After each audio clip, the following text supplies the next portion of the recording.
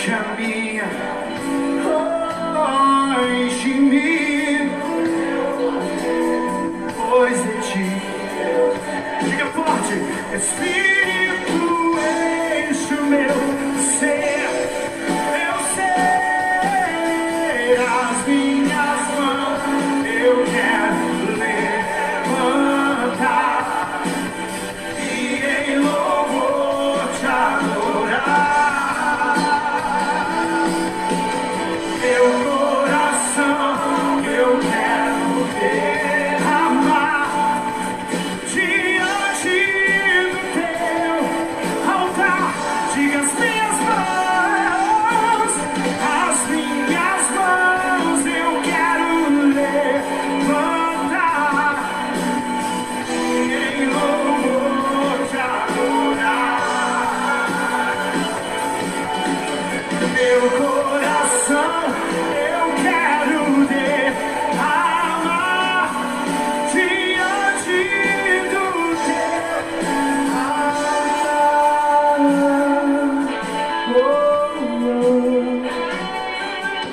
Teu altar, Senhor, Senhor, Espírito, Espírito, que enche-me, enche-me,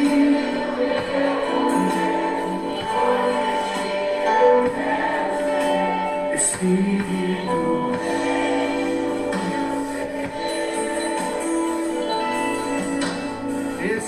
Espírito,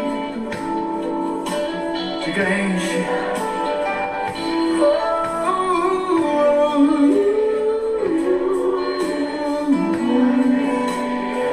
Diga forte. Espírito, enche o meu ser. As minhas mãos eu quero levantar.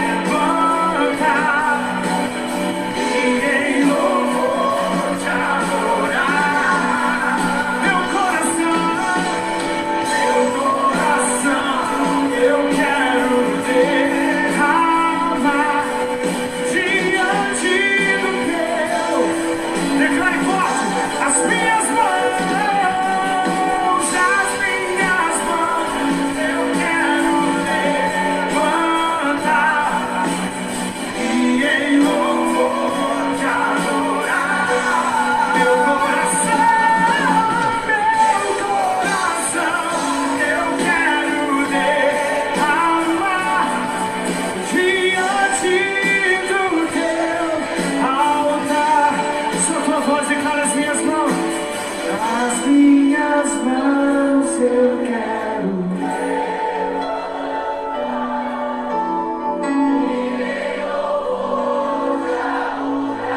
meu coração, meu coração Deus diante. Vamos começar aqui, vamos começar o ano dessa maneira. Diga as minhas mãos, as minhas mãos, e em louvor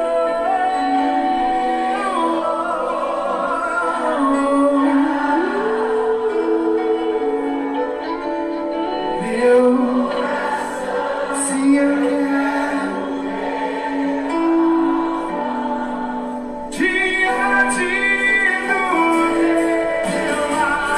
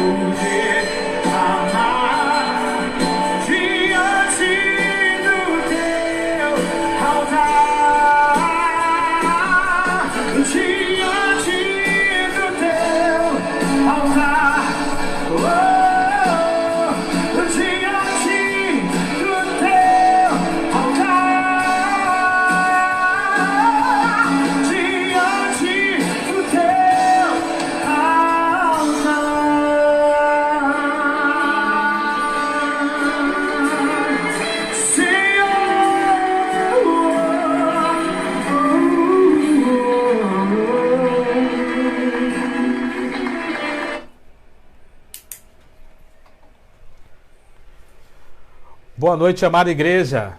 A graça e a paz de Deus, nosso Pai, e do nosso Senhor e Salvador Jesus Cristo, né? Que o Espírito Santo possa encher plenamente a sua vida essa noite, conforme nós acabamos de adorar ao Senhor, né? Que as nossas mãos possamos levantar e em louvor adorar, nosso coração derramar diante do altar do Senhor. Que o Espírito Santo de Deus abençoe a sua vida poderosamente, a vida de todos aqueles que estão ao nosso alcance nessa hora.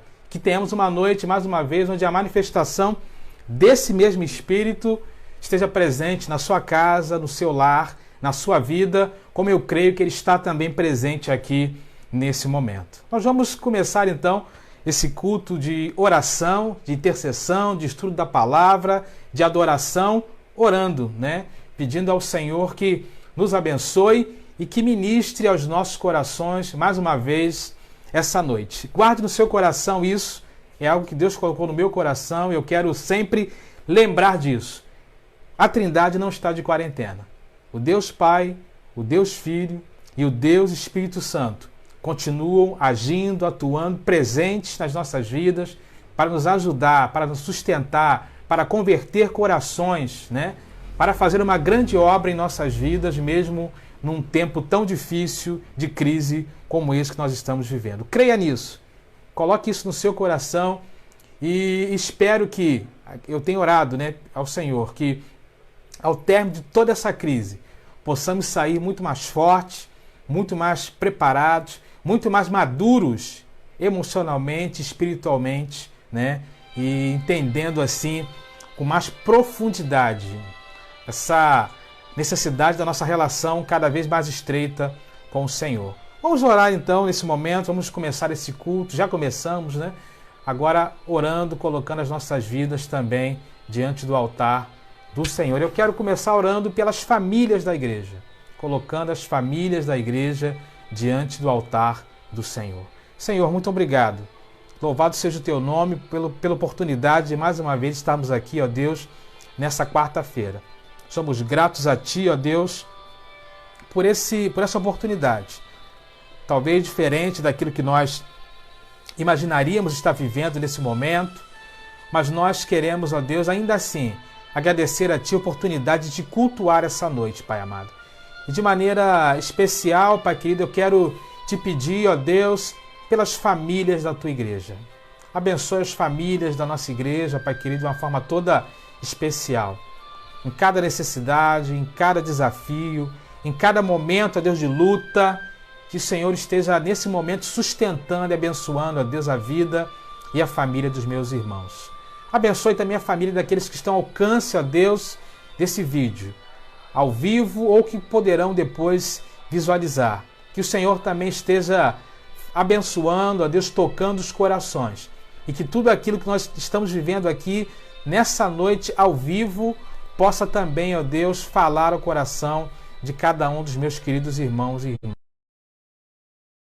Pai querido, carecemos da Tua graça, carecemos da Sua misericórdia, carecemos do Teu sustento, carecemos do Seu renovo, ó Deus, a cada dia. Estamos vivendo um tempo de crise, mas mesmo em crise nós queremos declarar, ó Deus, a Ti que nós estamos em Cristo. Então nos ajude, ó Deus, a cada dia, enquanto pessoas, enquanto famílias, a vencermos esse tempo de desafio. Nos abençoe, continue, ó Deus, ministrando aos nossos corações. Nós assim então oramos a Ti, ó Deus, com perdão dos nossos pecados e das nossas falhas, orando no nome de Jesus. Amém e amém. Queridos, é noite de nós orarmos, intercedermos, lermos a palavra de Deus, mas de adorarmos também a Ele. Eu quero te convidar já a começarmos então, ou dar continuidade a esse culto, adorando o Senhor com mais uma canção. Quero te convidar a você abrir o seu cantor, seu inário para o culto cristão. Se você tem aí o inário, seja no seu aplicativo ou em papel, no hino 52, Grandioso és Tu. E nós vamos declarar nesse momento então, com toda a força do nosso ser, a verdade que está expressa nessa canção, né? Declarando então como é grandioso esse nosso Deus, como é grandioso esse Deus a quem nós servimos. Então vamos cantar agora, hino 52 do Inário para o Culto Cristão, Grandioso és Tu.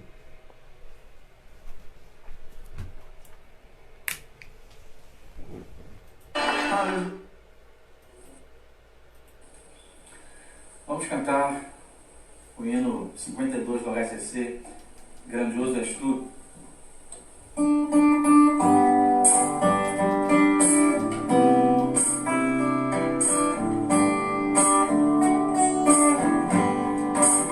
Senhor meu Deus, como é maravilhado, contemplo a tua imensa criação. O céu e a terra, os anjos, os oceanos, fico a pensar em tua perfeição. Vem caminhar, canta-te, Senhor,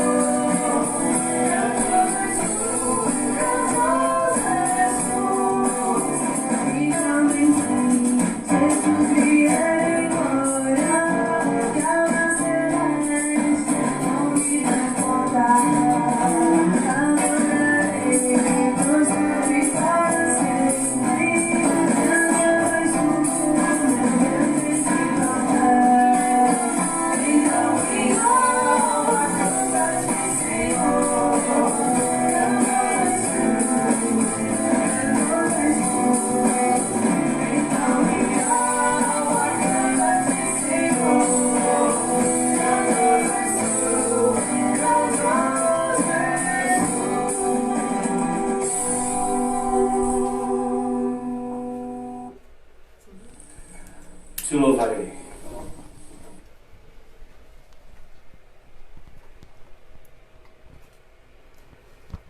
Amém, queridos. Grandioso é o nosso Deus, né?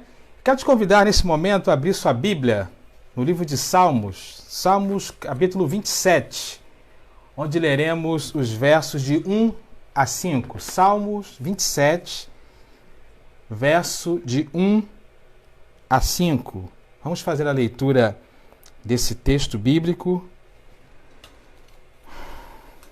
Salmo 27, verso de 1 a 5. Diz assim a palavra de Deus: O Senhor é minha luz e a minha salvação. De quem terei temor? O Senhor é minha força. O Senhor é o meu forte refúgio. De quem terei medo? Quando homens maus avançarem contra mim para destruir-me, eles, meus inimigos e meus adversários, é que tropeçarão e cairão. Ainda que um exército se acampe contra mim, o meu coração não temerá. Ainda que se declare guerra contra mim, mesmo assim estarei confiante. Uma coisa pedi ao Senhor, é o que procuro, para que eu possa viver na casa do Senhor todos os dias da minha vida, para contemplar a bondade do Senhor e buscar a sua orientação no seu templo. Pois no dia da adversidade, Ele me guardará protegido em sua habitação. Em seu tabernáculo me esconderá e me porá em segurança sobre um rochedo. Esse texto é um texto que nos fala sobre a salvação, né? A alegria de termos no Senhor a nossa salvação. E o salmista declara que diante dessa certeza da alegria da nossa salvação, o Senhor é aquele então que nos protege, o Senhor é aquele então que nos refugia, o Senhor é aquele que nos faz vencer até mesmo o medo. Ainda que, ele diz, né, exércitos se acampem contra nós, ainda que os nossos corações fiquem atemorizados, não devemos temer, porque temos um Deus que nos salva, um Deus que nos liberta, um Deus que está conosco a todo momento. Então, com essa confiança nesse Deus Salvador, nós vamos ter o nosso primeiro momento de oração, né? Nós temos alguns pedidos aqui e vamos estar orando nesse momento pelos enfermos de maneira especial, né? Vamos estar orando pelos enfermos da igreja. Tenho aqui também pedido de oração, né, do nosso irmão Bruno, pelo seu filho Manuel e também pelo filho do seu amigo Gustavo, né, que está internado no Albert, entubado, né, um problema de saúde grave. Vamos orar por ele. Vamos orar também pela nossa irmã Clarinda, nossa irmã Maria da Luz, nossa irmã Mirlene pede para orarmos também por vários membros da sua família, né, sua filha, nosso irmão Marcos, o seu filho. Vamos orar por eles também. Vamos também orar por aqueles queridos, né, que estão na linha de frente, os enfermeiros, aqueles que trabalham, né, nos serviços gerais, as empresas, as concessionárias de serviços públicos, os motoristas, tanto de ônibus quanto de Uber. Vamos fazer então esse momento de oração, né, nesse momento, colocando esses pedidos diante do altar do Senhor. Se você tiver algum pedido de oração, compartilhe aí no Facebook, compartilhe nos grupos da igreja. A gente, na medida do possível, vai estar também aqui orando ao longo desse culto. Então vamos orar por esses primeiros pedidos nesse momento, colocando diante do Senhor, né, essas petições, nesse Deus que nos cura, nesse Deus que nos salva, nesse Deus que tem cuidado de nós. Deus, muito obrigado pela oportunidade de podermos falar contigo nessa hora mais uma vez. Queremos, nesse momento, ó Deus, declarar a nossa alegria de ter o Senhor como nosso Salvador. E assim como o texto que lemos, ó Deus, no Salmo 27, possamos também, ó Deus, a cada dia ter, ó Deus, em nosso coração essa certeza. E conforme o salmista também diz, ainda que exércitos se levantem contra nós, nós não teremos medo. Ainda que lutas se levantem diante de nós, nós não temeremos.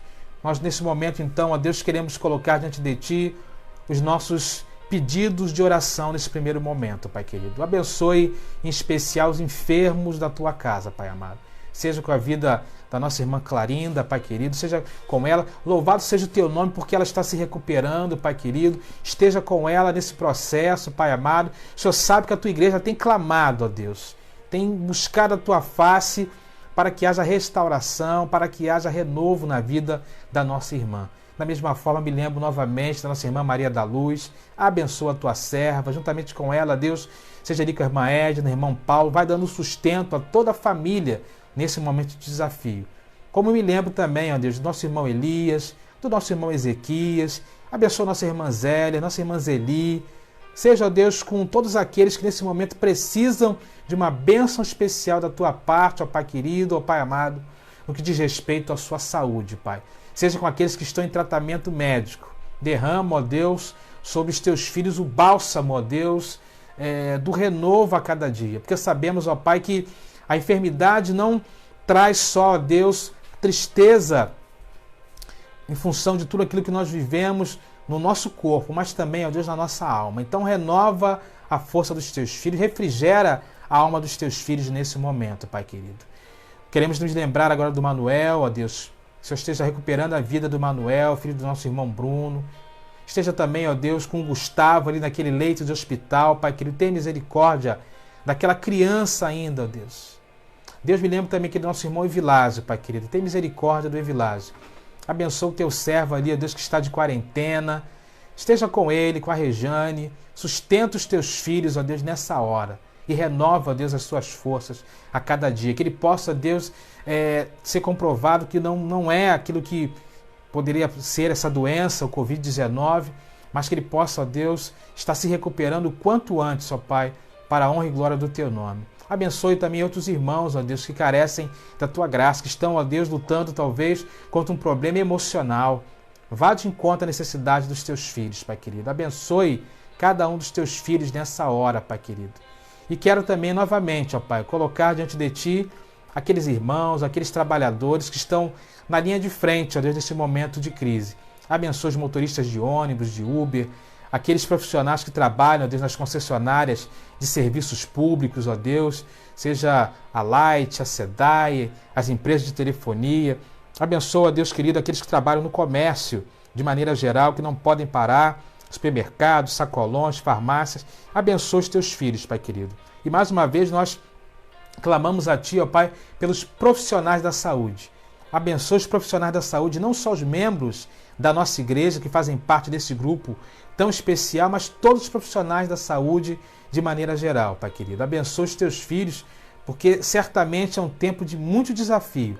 Mas nós queremos, ó Deus, pedir que o Senhor continue sendo com cada um deles, os abençoando, preservando, ó Deus, a sua saúde física, emocional e espiritual também, Pai querido. Cuida dos teus filhos, Pai. Muito obrigado, ó Deus, porque o Senhor tem cuidado de nós. E mesmo diante de um cenário tão difícil, nós temos podido sentir, ó Deus, a Tua mão de poder nos amparando, cuidando, ó Deus, a cada dia. Fica conosco no decorrer deste culto, recebe esse primeiro momento de oração, ó Pai, o qual nós fazemos a Ti, e assim fazemos, ó Deus, com a confiança da vitória, porque nós fazemos, ó Deus, essa oração no nome do nosso Senhor e Salvador Jesus Cristo. Amém. Aleluia, irmãos. Então, esse primeiro momento de oração, que você possa depois, irmão, se lembrar, né, desses pedidos que estão aí nos grupos da igreja, no Facebook, aquilo que nós falamos aqui, e continuar intercedendo. A nossa igreja está com um relógio de oração, onde nós estamos orando ali em determinados horários, para que nós possamos, ao longo de todo o dia, termos sempre pessoas orando, colocando diante do Senhor todos esses pedidos, né, e outros que estão ali nos grupos. Então vamos manter a nossa comunhão em oração também, colocando diante do Senhor cada um desses pedidos a cada dia.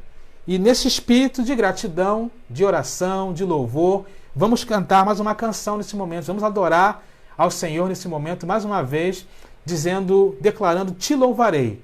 Te louvarei, não importa as circunstâncias. Que nós possamos ter isso no coração, né? Adorar a Deus independente daquilo que nós estejamos vivendo. Vamos adorar então o Senhor com mais essa canção neste momento.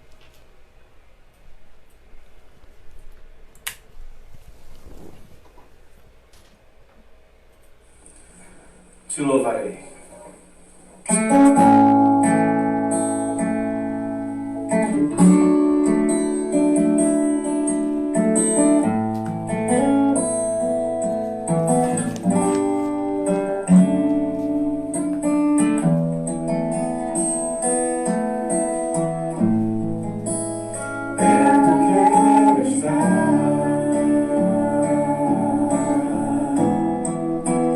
Junto aos teus pés.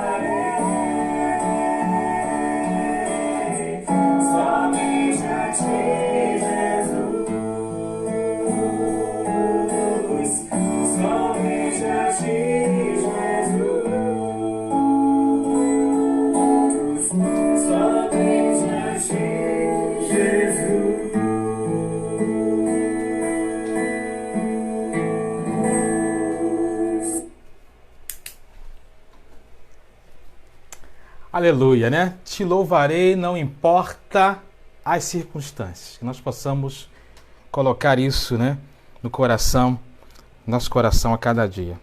Nós ainda estaremos orando nesse momento, colocando agora alguns pedidos de gratidão a Deus. Vamos estar agradecendo a Deus, porque hoje o Mateus, né, filho do Carlos Augusto e da Cris, está completando um mês.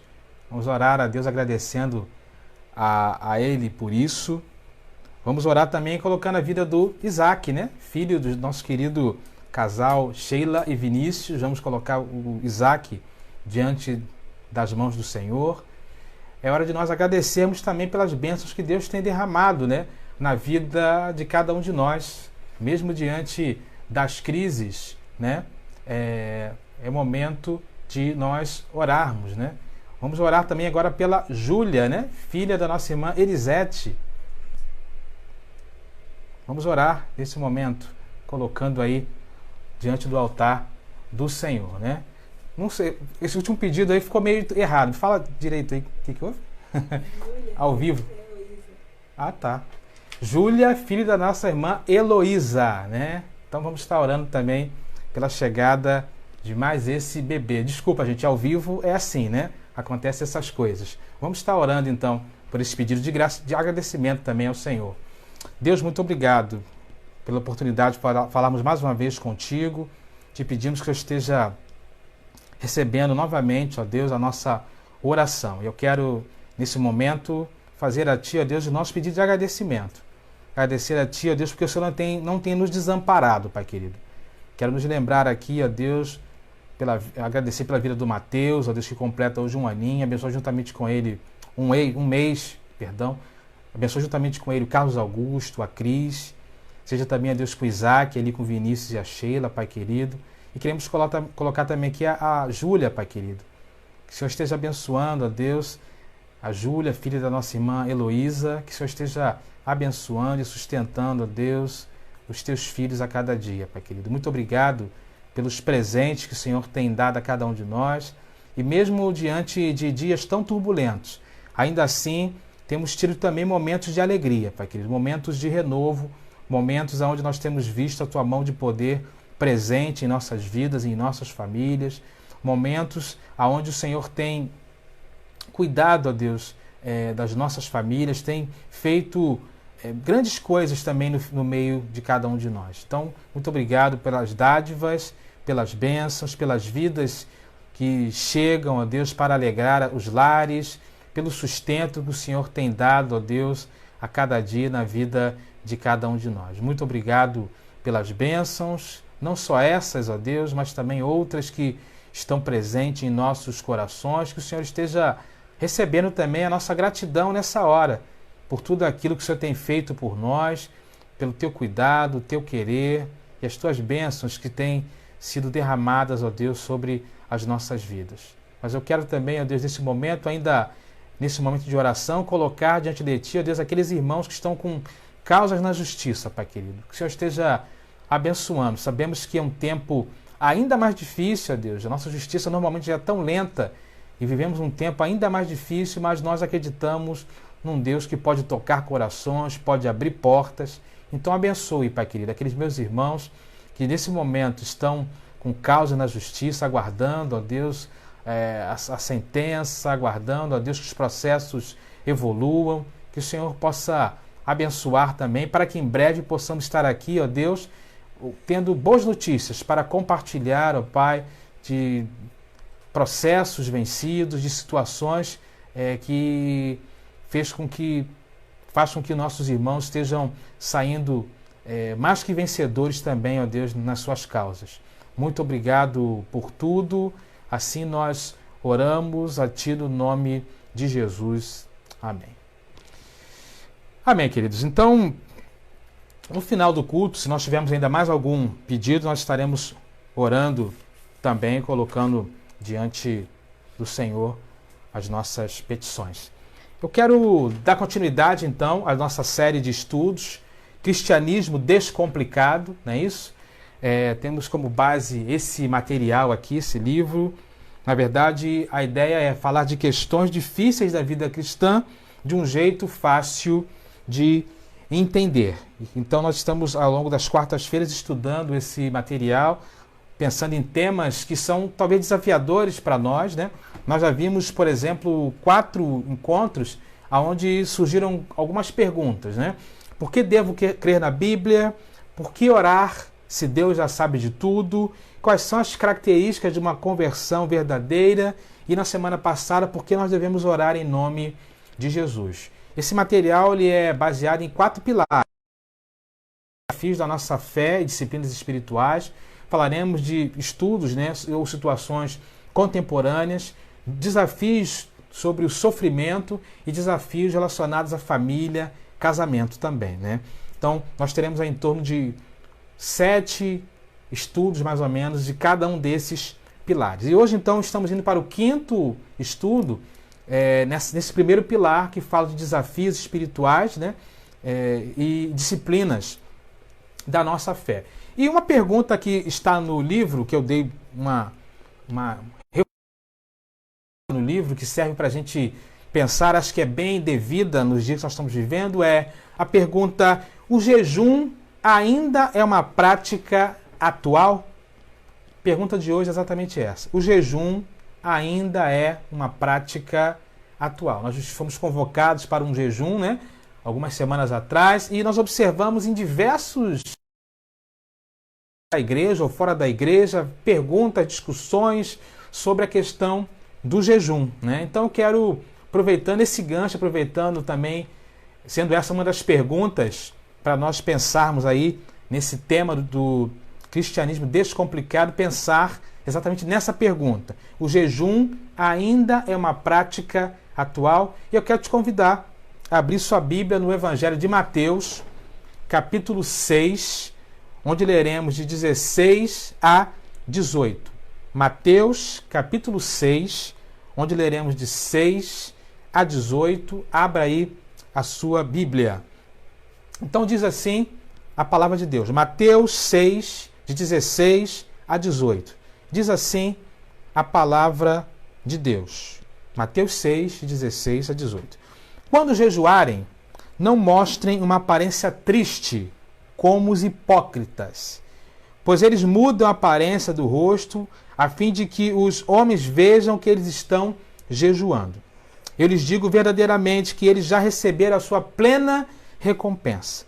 Ao jejuar, ponha óleo sobre a cabeça e lave o rosto, para que não pareça aos outros que você está jejuando, mas apenas o seu Pai, que vê em secreto.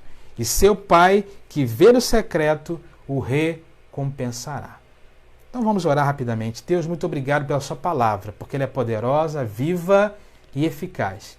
E te pedimos mais uma vez que ela seja aplicada em cada coração nessa noite. Assim oramos a ti no nome de Jesus. Amém. A prática do jejum ainda é um tema um pouco controverso, né, em nossos dias, principalmente nas igrejas mais tradicionais. Existem dúvidas, existem questionamentos, existem algumas questões que envolvem o jejum bíblico, né? Fomos convocados, como eu disse, há algumas semanas atrás, a nos envolvermos numa ação voltada para o jejum, e dali surgiram uma série de situações, especulações, dúvidas, e aí achei importante trazer esse tema para a gente pensar, né? O jejum ainda é uma prática atual, né? Antes da gente responder essa pergunta diretamente, eu queria fazer um histórico, né? O histórico a respeito de jejum nas Escrituras. Então, eu quero te convidar a abrir sua Bíblia, vamos ver vários textos aqui, nesse primeiro momento, né? Então, a gente vai precisar ter assim, uma certa agilidade para acompanhar, né? Mas eu quero trazer um histórico a respeito do jejum nas Escrituras. Né? A palavra jejum, lá no hebraico, né? Significava, né? Tinha uma expressão que significava abstência de alimentos. Mas essa expressão também tinha um outro significado, que era afligir a alma. Ou seja, quando nós olhamos para o texto hebraico antigo, já percebemos que o jejum, então, na sua origem, não está relacionado apenas à abstinência de alimentos, mas é algo que está relacionado a uma prática que leva a uma aflição, vamos dizer assim, né, da alma, no sentido de buscar um envolvimento mais próximo, estar mais próximo de Deus, abrindo mão então de algumas coisas. Quando nós olhamos lá no Antigo Testamento, para o povo judeu, nós percebemos que inicialmente o jejum ele era celebrado num único dia, né?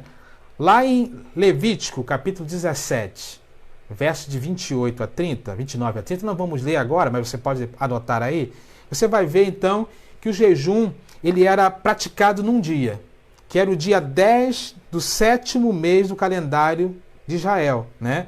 E esse dia, que é comemorado até hoje, era chamado dia do Yom Kippur, ou dia da expiação, ou dia do perdão. Que dia era esse? Aquele dia, você deve conhecer essa história, né?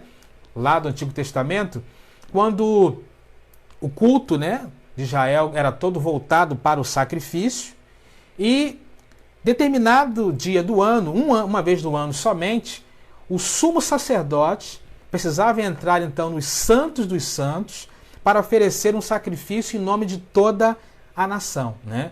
E a coisa era tão séria que o sumo sacerdote, ao entrar ali no Santo dos Santos, no tabernáculo, precisava amarrar uma corda na cintura, pendurar um sino no pescoço, e quando ele entrava naquele ambiente, caso, né, ele viesse a morrer, ser fulminado por Deus, porque poderia acontecer se ele estivesse em pecado, ninguém poderia entrar. Então as pessoas puxavam ele por uma corda, né, do lado de fora. Então nesse grande dia, no dia da expiação, todos os judeus, então, eram conclamados, né, convidados a praticar o jejum, a estar em jejum nesse dia pela sua vida e pela vida do sumo sacerdote que entraria ali, então, no Santo dos Santos para oferecer o sacrifício ali em nome de toda a nação. A gente vai percebendo que isso vai mudando um pouco depois. Depois, mais adiante, durante o exílio, né, na Babilônia, a gente percebe que o jejum, então, deixa de ser apenas celebrado num dia e passa a ser celebrado em 4 dias, né, ao longo do ano no calendário dos hebreus. Lá em Zacarias, isso vamos ler juntos, Zacarias capítulo 8, versos de 19 a 21, fala exatamente desses 4 dias. Zacarias 8, de 19 a 21. Diz assim o texto da palavra de Deus. Assim diz o Senhor dos Exércitos: os jejuns do 4º e do 5º, do 7º e do 10º meses serão ocasiões alegres e cheias de júbilo, festa felizes para o povo de Judá. Por isso amem a verdade e a paz. Assim diz o Senhor dos Exércitos: povos e habitantes de muitas cidades ainda virão, e os habitantes de uma cidade irão a outra e dirão: vamos logo suplicar o favor do Senhor e buscar o Senhor dos Exércitos. Eu mesmo já estou indo. Então, lá em Zacarias, a gente percebe, então, depois do período babilônico, que o jejum passa de ser praticado no dia da expiação e passa a acontecer em 4 outros dias, né, no calendário aí dos hebreus. Esses 4 dias tinham um significado especial, né? O primeiro dia ali, que Zacarias está dizendo, foi o princípio do cerco à cidade de Jerusalém. Então, no dia que marcava o princípio do cerco da cidade de Jerusalém, era o primeiro dia do jejum. O segundo dia era o dia da queda de Jerusalém, né? Quando Jerusalém caiu ali nas mãos dos babilônicos. O terceiro dia era o dia da destruição do templo. E o 4º dia era o dia onde o governador Gileade, essa história está lá em 2 Reis 25, ele foi assassinado. Então, o jejum depois, que era celebrado num dia, não é isso? Lembre-se disso. Lá no dia da expiação, passa a ser celebrado em 4 dias, então, no calendário nacional, né, judaico.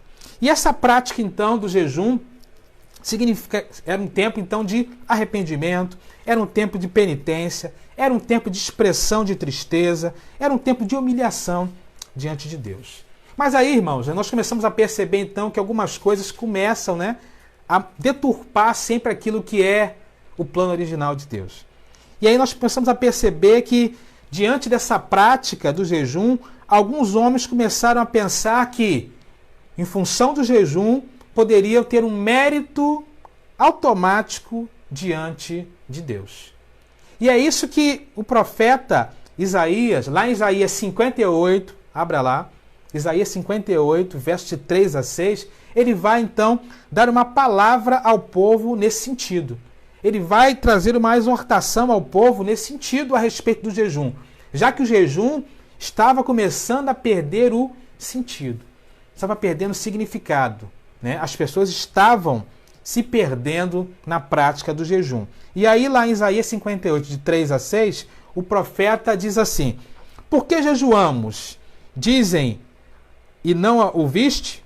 Por que nos humilhamos e não reparaste? Contudo, no dia do seu jejum, vocês fazem o que é sagrado de vocês e exploram seus empregados. Seu jejum termina em discussão e rixa, e em brigas de socos brutais. Vocês não podem jejuar como fazem hoje, e esperar que a sua voz seja ouvida no alto. Será esse o jejum que escolhi, que apenas um dia o homem se humilha, inclina a cabeça como o junco e se deita sobre pano de saco e cinzas? É isso que vocês chamam jejum, um dia aceitável ao Senhor. O jejum que desejo não é este. Soltar as correntes. O jejum que desejo não é este.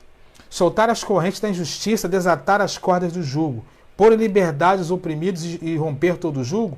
Então nós percebemos que o profeta, ele começa a questionar quais eram os motivos ali relacionados à prática do jejum.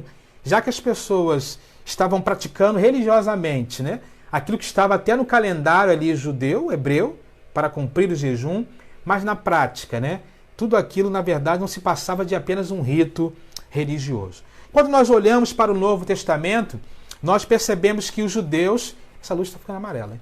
Os judeus, além de praticarem o jejum estabelecido lá no Antigo Testamento, não é isso?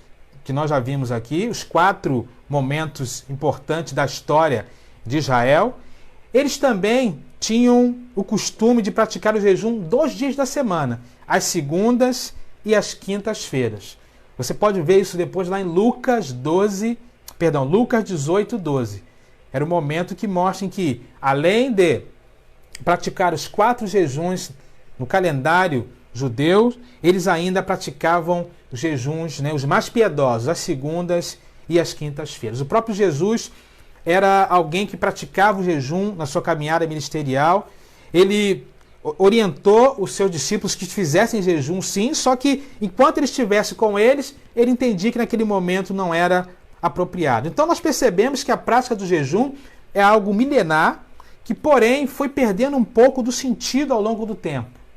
Foi perdendo um pouco do significado, né?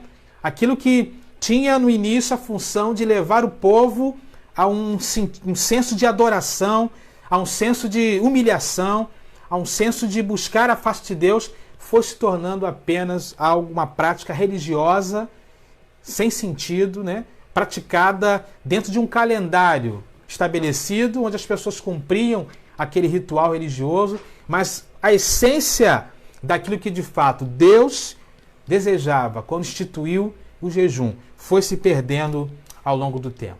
E por isso que nesse texto que nós lemos, lá de Mateus capítulo 6, de 16 a 18, Jesus, no chamado Sermão do Monte, ele vai dar uma palavra aos seus ouvintes a respeito de qual tipo de jejum que Deus deseja que nós pratiquemos. Ou qual tipo de jejum que os seguidores de Jesus devem praticar.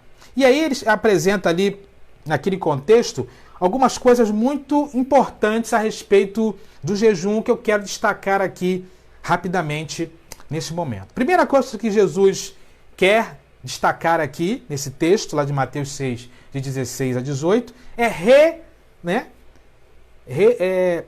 trazer à memória novamente dos seus ouvintes o significado real do jejum.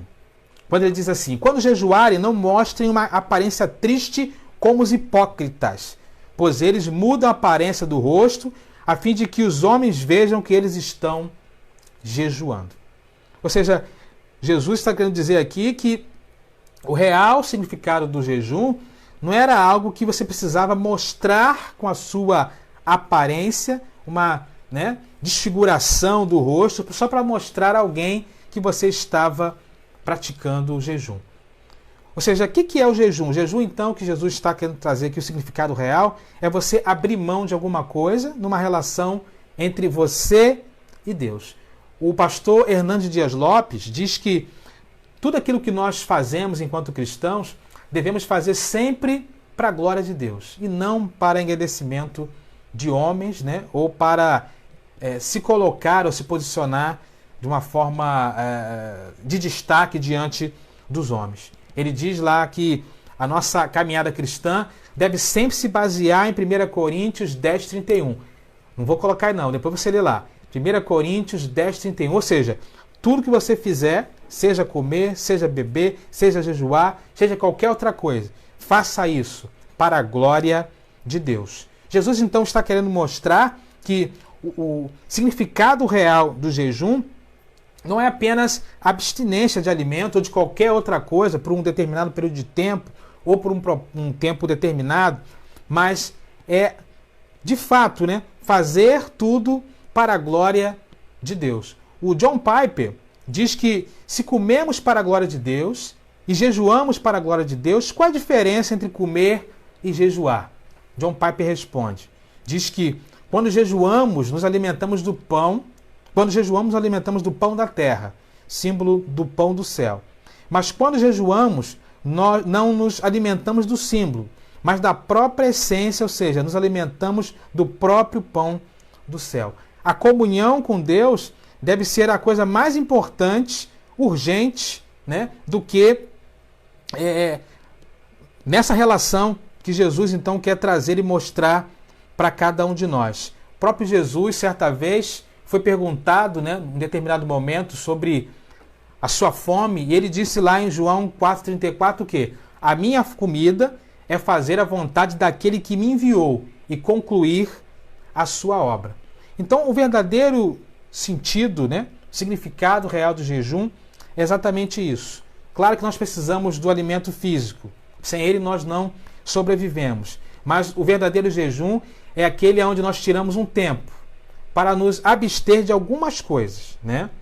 Seja alimentos, seja coisas importantes para nós, falaremos um pouco mais à frente sobre isso de uma forma mais detalhada, mas o mais importante é entendermos que o verdadeiro sentido do jejum requer uma relação pessoal, individual, né? Jesus fala, aqueles hipócritas ficam com seus rostos desfigurados para mostrar que estão jejuando, mas vocês devem fazer tudo para a glória de Deus. Vocês devem jejuar, se for o caso, para a glória de Deus, porque comer, a nossa comida precisa estar sempre relacionada à vontade daquele que nos enviou para fazer a obra, assim como foi com Jesus. Então, a primeira coisa que Jesus quer mostrar aqui nesse texto é o significado real do jejum, ou seja, havia se perdido a essência, se cumpria um calendário religioso, mas na prática, né, eles não estavam de fato exercendo aquilo que era o verdadeiro sentido do jejum.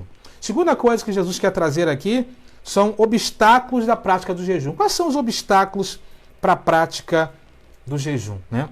Porque quando nós olhamos para o jejum, nós já dissemos aqui, o que é o jejum? É você abrir mão de alguma coisa, seja um alimento, seja alguma coisa importante para você, durante um determinado período de tempo, para se consagrar, né? Para buscar a face de Deus, para se relacionar mais com Deus, para estar mais próximo de Deus, para você poder, né, ter um relacionamento mais achegado ao Pai. E quais são os obstáculos que às vezes podem nos afastar da prática do jejum? Primeiro, a falta de prática, né? Às vezes nós não temos o hábito, às vezes uma doença que nos impede de jejuar, às vezes uma compreensão errada daquilo que é jejum, mas sabe qual é talvez o maior obstáculo para o jejum? Não são as coisas ruins, são as coisas boas, né? Por quê? Porque às vezes as coisas boas, as coisas prazerosas que nós precisamos abrir mão é que talvez nos afastem de Deus, nos afastem mais de Deus. Eu me lembro da passagem lá da parábola do semeador, quando Jesus fala daquele semeador que saiu a semear, a jogar semente, né?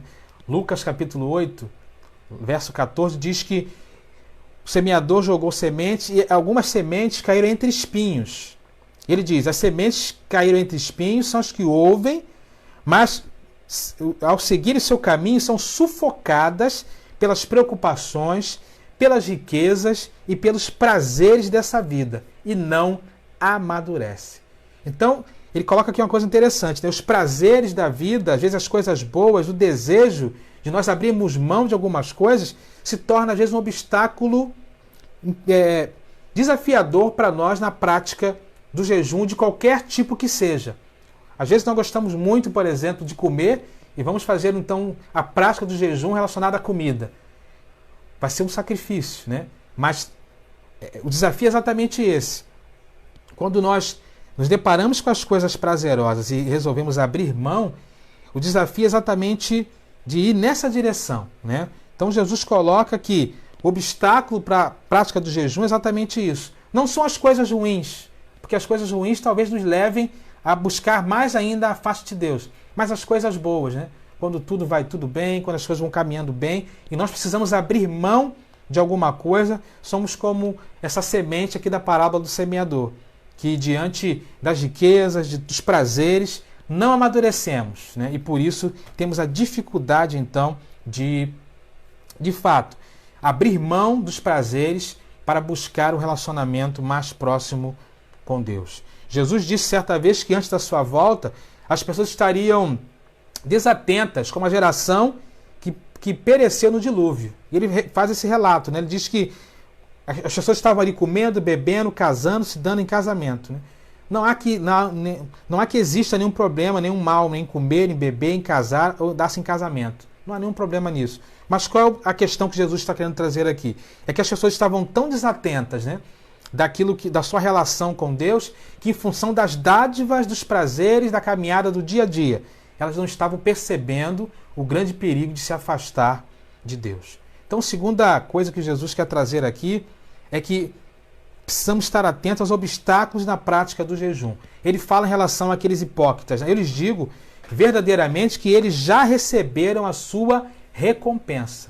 Ou seja, se eles estão pensando que nessa vida, né, o fato de não abrirem mão de algumas coisas para buscar a face de Deus, eles estariam assim sendo bem-sucedidos, Jesus deixa claro que, na verdade, eles estavam praticando um jejum que não agradava o coração de Deus. Ou seja, havia ali um obstáculo na prática do jejum. Os obstáculos, então, que podemos pensar aqui para a prática do jejum pode ser a dificuldade de abrir mão de alguma coisa ou a compreensão errada daquilo que é o jejum. O pastor Russell Shedd, no seu livro Adoração Verdadeira, ele fala uma coisa muito interessante. Ele ressalta que o jejum faz parte da verdadeira adoração a Deus. Pelos mesmos motivos, Jesus inclui no Sermão do Monte as 3 práticas individuais da justiça: dar esmola, junto com oração e jejum. Então, precisamos entender exatamente isso. Às vezes, o grande obstáculo na prática do jejum passa por isso, a dificuldade de abrir mão de algo prazeroso ou uma compreensão errada. Jejuar também é adorar. Jejuar faz parte também da nossa adoração a Deus. Mas em terceiro e último lugar, outra coisa que Jesus traz aqui, além de explicar o real sentido, além de mostrar alguns obstáculos que podem atrapalhar a prática do jejum, ele fala também sobre o propósito do jejum. Lá no final ele diz: ao jejuar, ponha óleo sobre a cabeça, lave o rosto, para que não pareça aos outros que você está jejuando, mas apenas o seu Pai, que vê no secreto, e seu Pai que vê no secreto o recompensará. Ou seja, o jejum não é apenas uma promoção pessoal, nem uma trombeta de alarde, né, da nossa espiritualidade. Tampouco é impressionar os outros. Jejuar, então, precisa ser o quê? Uma relação com Deus, um relacionamento pessoal com Deus.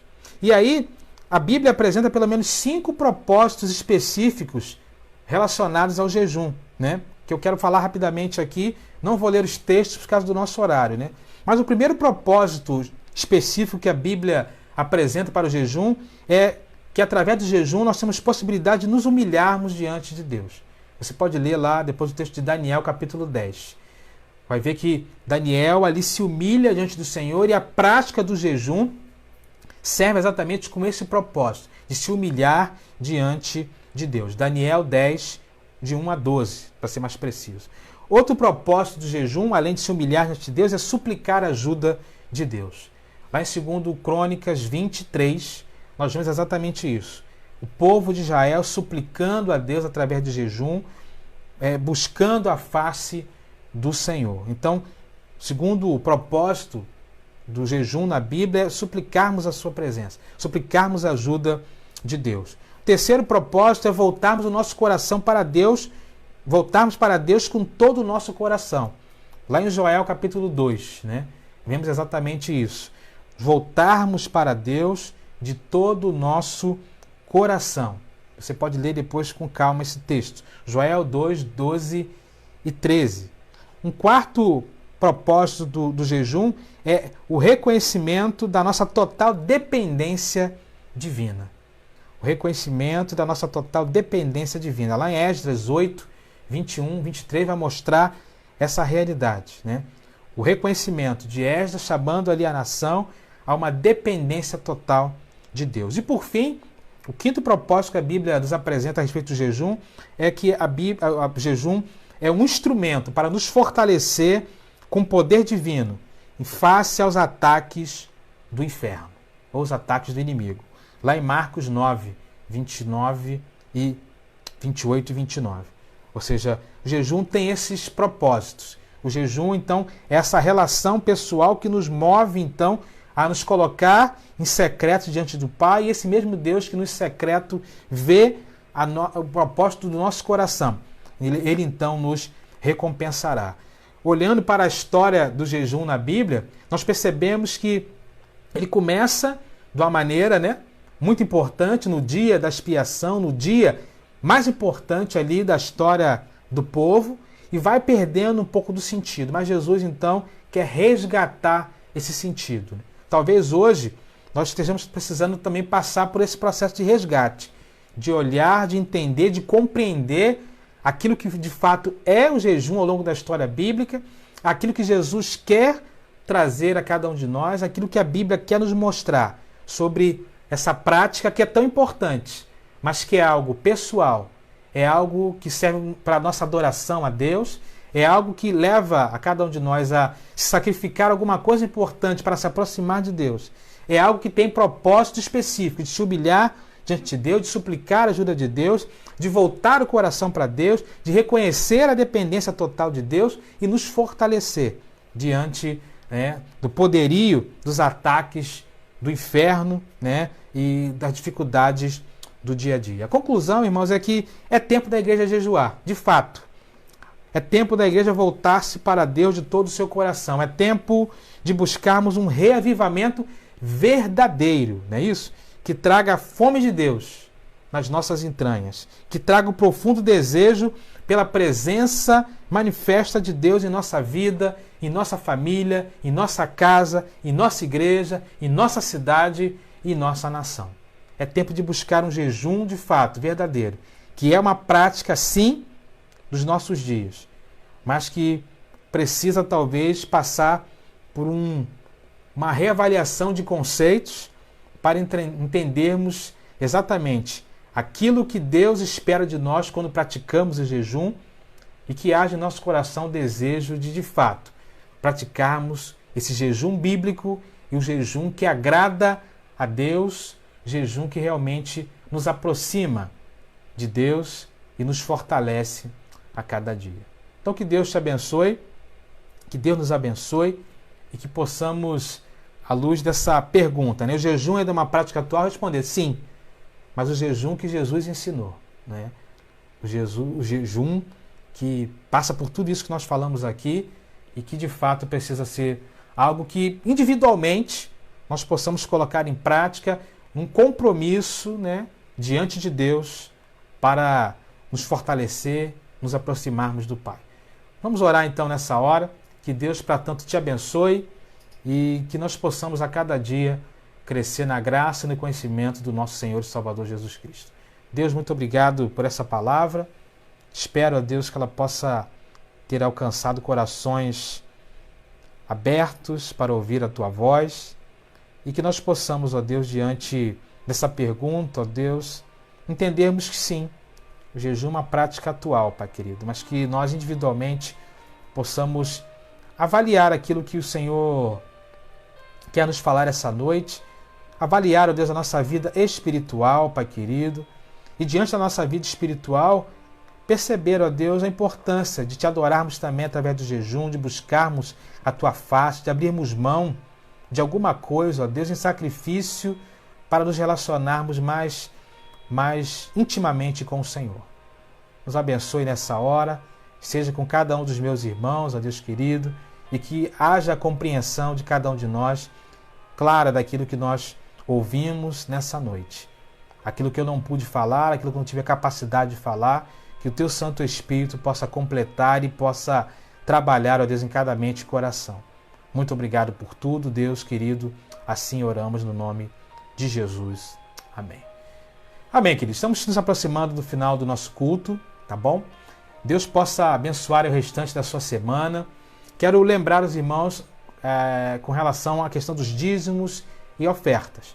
Nós temos as opções de fazer, nesse momento, pelos canais, né? Transferência, depósito bancário. Alguns irmãos estão com dificuldades, né, para esse procedimento, então nós estamos estudando aí, junto com a nossa administração e tesouraria, outras formas de também estarmos recebendo aí os dízimos e as ofertas dos irmãos, porque a igreja não pode parar, a obra não pode parar, tá bom? Nós estaremos ao longo dos próximos dias dando aí uma direção, uma orientação aos queridos. Quero também te convidar para domingo, estarmos aqui às 10h19. Às 10 horas, nós estaremos fazendo um culto especial voltado para a nossa campanha de missões. Venha estar conosco, será um culto missionário, onde estaremos vendo vídeos, né, a respeito da nossa campanha, uma palavra voltada para isso, porque, como acabei de dizer, a obra não para. Os missionários estão nos campos, né, aguardando aí o sustento, o amparo da igreja, não só em oração, mas em sustento também financeiro, que nós possamos então dar continuidade ao nosso trabalho para a honra e glória do nosso Deus. Que Deus te abençoe, te dê um restante de noite abençoado, um resto de semana abençoada e até domingo, se Deus assim permitir. Tenha uma noite de bênção e de paz. Vamos terminar então com uma canção muito abençoada, né? Que queremos deixar para vocês, que mesmo diante de um tempo tão difícil como esse, possamos continuar crendo em Deus, tá bom? Que Deus te abençoe poderosamente, você e a sua família. Tenha uma boa noite, fiquem na paz.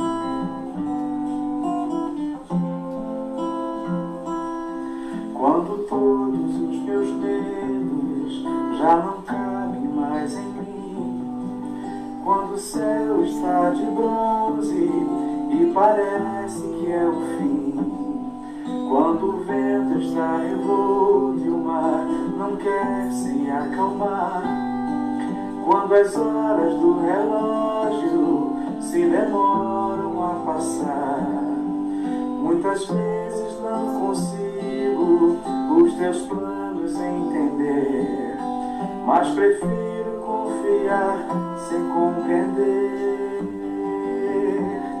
Eu creio em ti, eu creio em ti, eu olho para ti e espero em ti.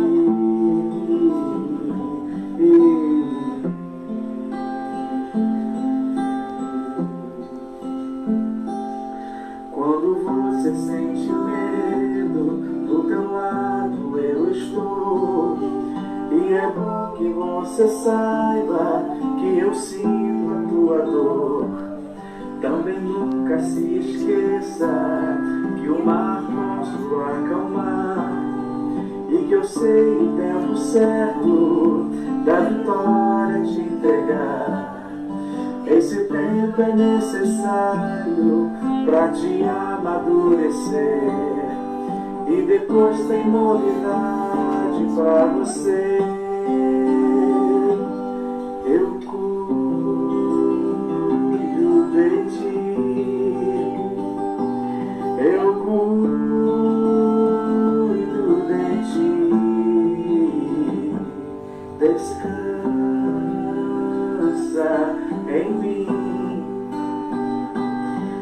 comece a sorrir.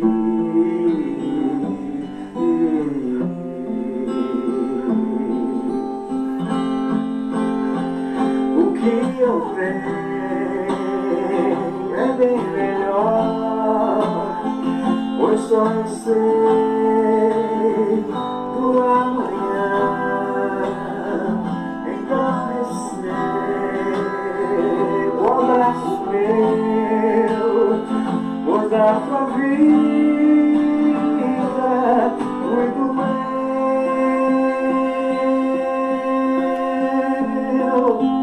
Eu creio em ti, eu creio em ti, eu olho pra ti e espero em ti, eu cuido de ti, eu cuido de ti, descansa